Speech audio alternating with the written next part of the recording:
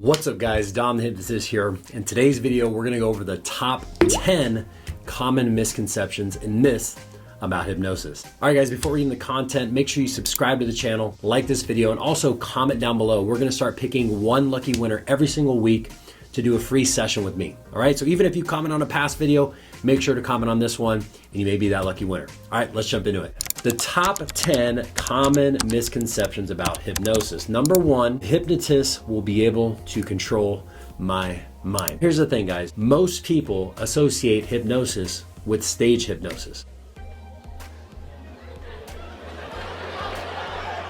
And if you've ever gone to a show, what they do is they actually bring up about 30 or 40 people on stage and the hypnotist begins to go through the hypnotic induction. Now, out of those 30, 40 people on stage, maybe only 8 to 10 of them actually stay on stage to do the process. If you ever actually talk to somebody who's done stage hypnosis, they will tell you, I was in control all the time. I just felt compelled to go along with the process to have fun.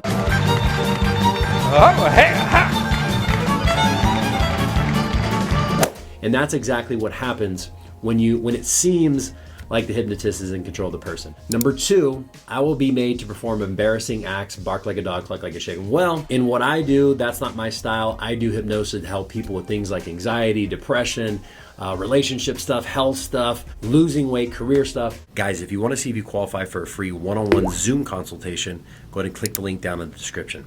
Now, we're not going to be offering this forever, so if you go down there and it's not there, that means you removed it. So take advantage of it while you can. But if you wanted to do hypnosis, to do that, you absolutely can. Three is hypnosis is some type of black magic or is supernatural. Now, I must admit, before I got into hypnosis and I would watch YouTube videos of people seeming to be under the hypnotist's control, I literally thought that hypnotists worship the devil.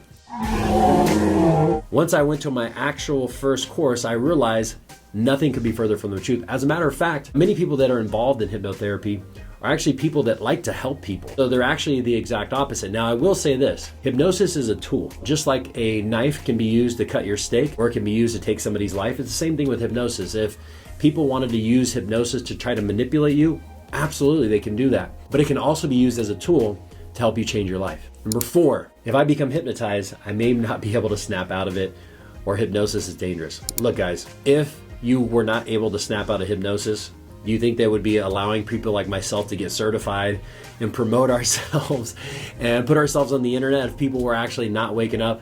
Come on, that's not what happens. Everybody wakes up from hypnosis. Number five is, I've never been in hypnosis before, and here's the actual truth. All hypnosis is self-hypnosis. So if you've ever caught yourself right before you go to sleep and you kind of drift off and then you come back to it and you're like, whoa, wait a minute, did I just fall asleep or what just happened there? What you just did there is access a state of hypnosis. As a matter of fact, when you do hypnosis, you will find that is a very familiar feeling. So hypnosis isn't something that somebody's doing to you. Hypnotists like myself are basically a guide to allow you to get there quicker and access certain parts of your consciousness and be able to give your subconscious mind suggestions to change whatever habits or beliefs you have about yourself. Number six, hypnosis is a miracle cure.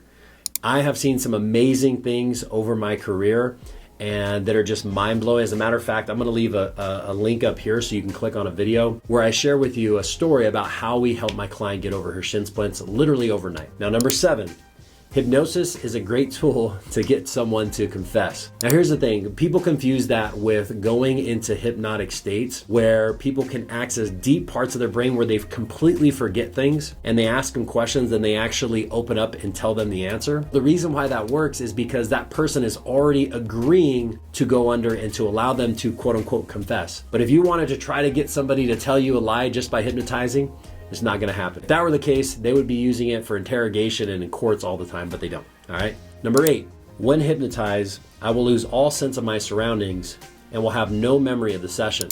Well, that's actually true and not true. Depending on how deep you go, you can actually fall asleep, which is what we want to avoid. We don't want you to go completely unconscious. You're in this, again, light state of trance where you're kind of there, you're kind of not there. Just like I mentioned in the last video about how you're driving on the freeway and all of a sudden you snap out of it and you think to yourself, who was just driving the car for the past 10 minutes? That is actually what hypnosis feels like. So you can fall asleep, but for the most part, we keep you in that state. Number nine, self-hypnosis is safer, better, and more effective than going to a trained professional. Here's the thing, and here's another thing about watching hypnosis YouTube videos or even doing affirmations. If the person that's doing the affirmations doesn't know what they're doing, they can actually cause the reverse effect of what it is that you're trying to do.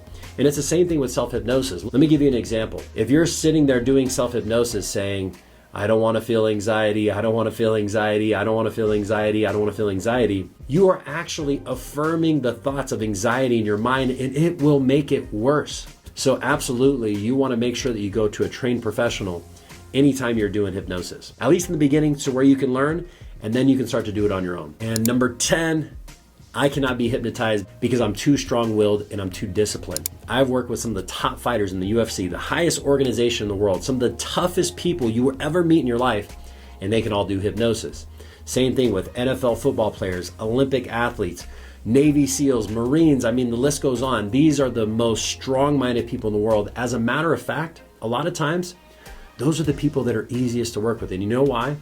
Because when somebody is a high performer, somebody who really wants to strive and they're goal setters and they take action, they want to get that edge over their competitors.